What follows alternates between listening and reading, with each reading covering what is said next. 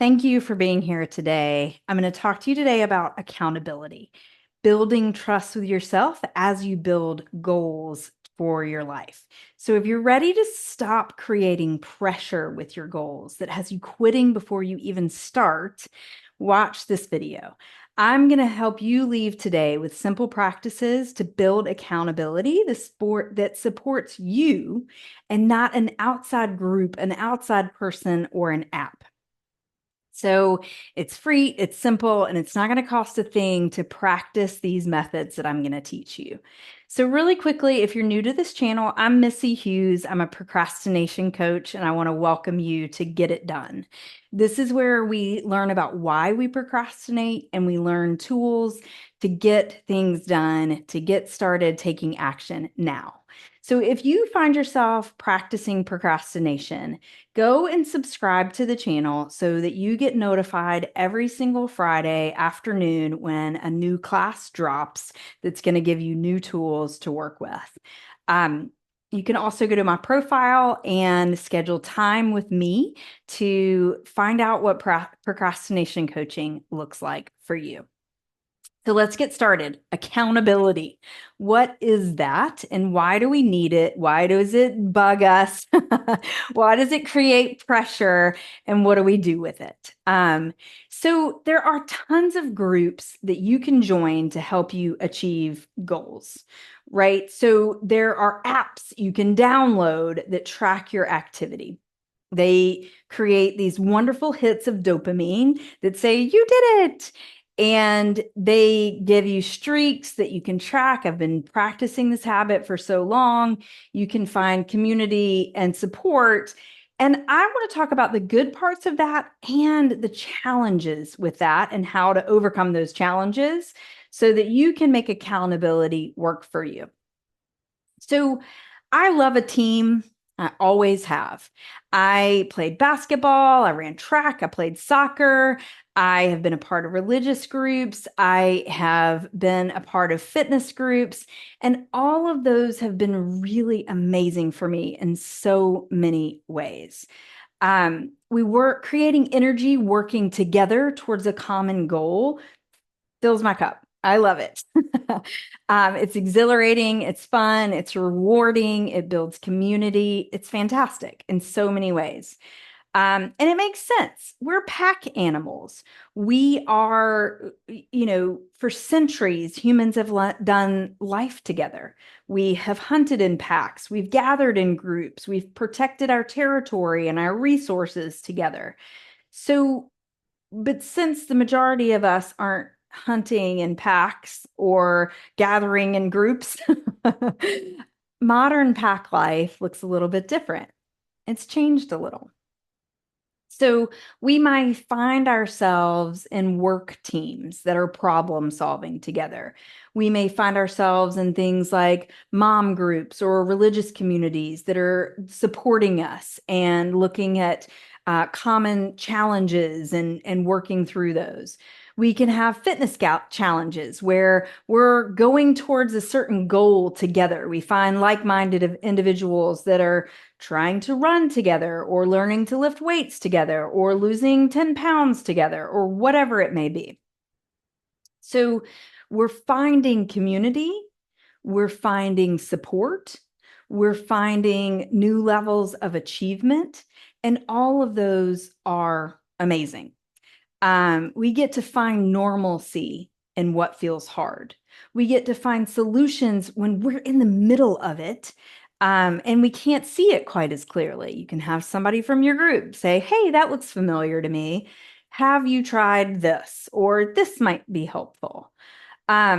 We get to stand shoulder to shoulder with each other and laugh and cry and grow together. That's incredible, amazing. I totally support it. It is a part of my life now, and it has been for as long as I can remember. And if you've seen the team t-shirts, there's one that has like the big team and the little me, or the one that says there's no you in team. Those are meant to be motivating, right? They're meant to be mantras that connect the teammates to each other, that we're working together for this goal. Everything you do is for the team.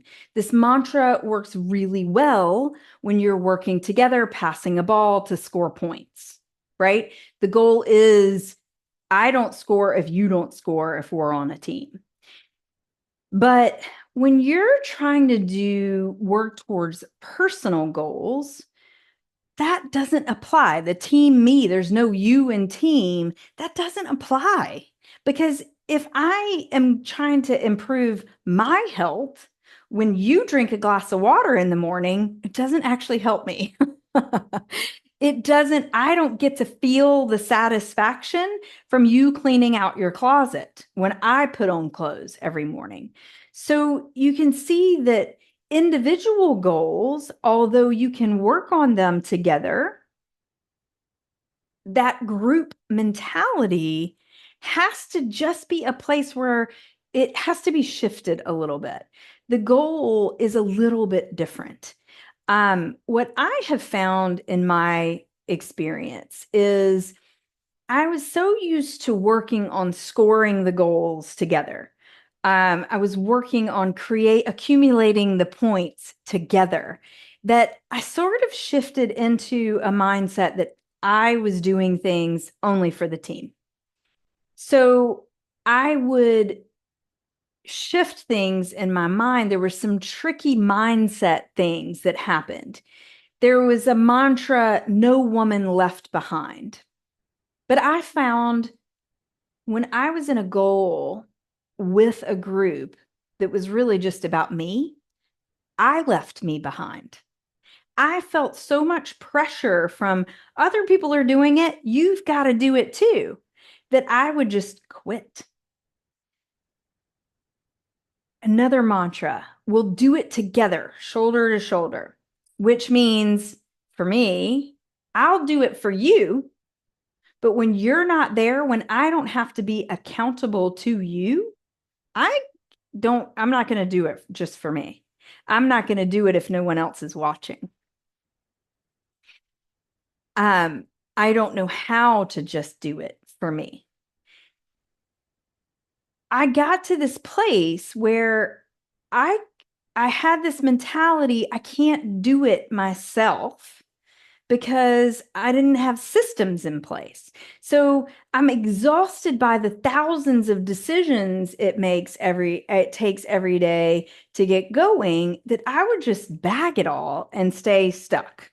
I would rather not rather, wasn't fun for me, but I would procrastinate, I would avoid, I would distract myself with everything else possible to avoid a goal, to avoid the accountability, because I wasn't supporting myself. So I wasn't gaining support from the group. What I want to make sure you hear me correctly. I'm not saying that you have to do anything alone. So when I say a group, you don't have to do it for the group. I'm not saying you have to be by yourself to achieve things. What I am saying, you can't make personal lasting change for other people, whether it's a family member or a coach or a group or a team or an accountability partner or an app that you're tracking your streaks. You can't make your change for that other person, that other entity. The lasting change has to come for you, from you, and in your habits. So lasting change happens when you incorporate habits that you want to be doing 5 years from now. What happens a lot, for instance, in the diet industry is we white knuckle. I'm gonna do this habit until I reach the goal, until I lose the weight, and then I won't have to do that anymore. That does get you to goals. I'm going to join a group running a race.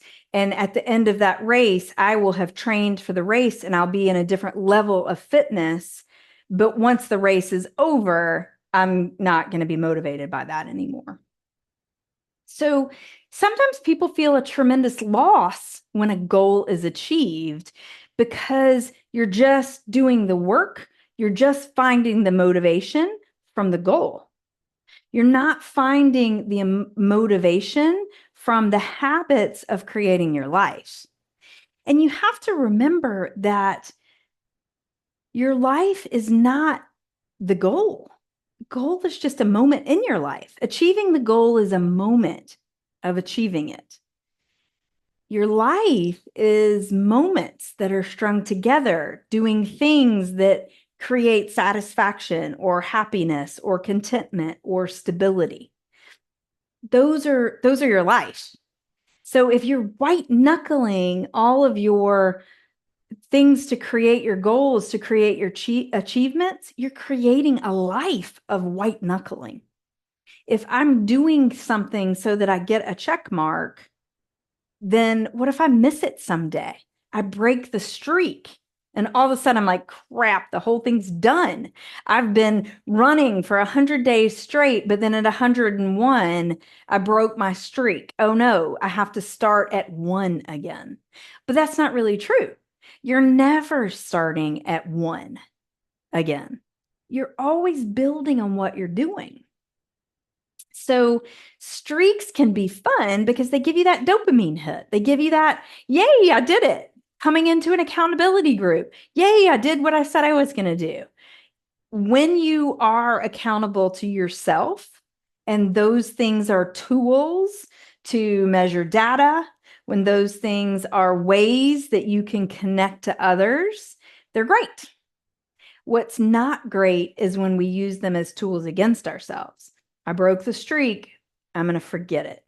And then I go 3 months without practicing that habit. Or I didn't do what I said I was going to do. So I'm going to come to my accountability group with a lot of shame.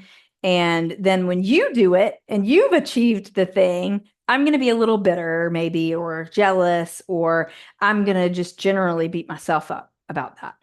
That's when the accountability sort of turns as a tool against us. So you want to make sure that when you are setting goals, they're goals for your life. They're goals for achieving who you want to become, not just like a thing you did to say it's an accomplishment. Those are great too. When we challenge ourselves in ways where we have to find what kind of gumption we have, that can be valuable. But when you're making that who you are, if I fail, I'm a failure. Or if I don't hit the goal, I must not be good enough. That's when it turns a little nasty. So when I'm being the person that partners with my body for my health, then I'm living in that partnership every time I wake up in the morning and drink a glass of water. On the other hand, when I'm meditating so that I don't break my streak, then I'm putting pressure into the energy of something that's supposed to be creating peace. If I don't meet my bedtime because I'm logging into a screen to meditate, I'm missing the point a little bit. Now my sleep is interrupted because I've got a screen in my face, and I'm not feeling that peace of I go to bed satisfied with my day. So here's how you use accountability for you. Number one, you decide on the habit that you're going to practice based on your future self. What is it about this action that is creating the you that you want to be? If I'm working on my health, drinking water is something that benefits all parts of my health. If I'm trying to increase my income, then adding value to my work can increase my income. So what am I going to do to add value to my work? What am I going to do to build a relationship with my body? Do something that you want to be doing 18 years from now. Now, listen, don't hear me incorrectly. You can always change your mind. I have also been the person who doesn't make a decision because it feels like a forever decision. Every little decision feels like the last one I'll ever make on the subject. And so I freeze. Don't do that. It's not what I'm saying. I just mean let it be about you. Find that you, and then find a team that can help you show up for you. Number two, use the app or the group to show up for yourself. You're not showing up for them. You're not showing up for the streak. The streak doesn't teach you how to get back on the wagon. It doesn't teach you how to learn from why the thing didn't happen, the habit wasn't practiced. So show up as for you first. What happens in that app is always for you. It's not for anyone else. It's not for the number of checks collected. It's for you building habits to support who you want to be. That means you don't judge yourself in it. You collect the data and learn from it. And number three, when you are not perfect, otherwise known as you don't practice the habit, you're not starting at square one. Evaluate what didn't happen perfectly, and then use that to start right back up again. If you miss one day, no big deal. A streak is just there to create a momentary dopamine hit. It is not meant to judge you in what you're doing in your habit building. So if you want some extra help creating goals, you can watch the video here listed to help you dive down deeper into setting goals.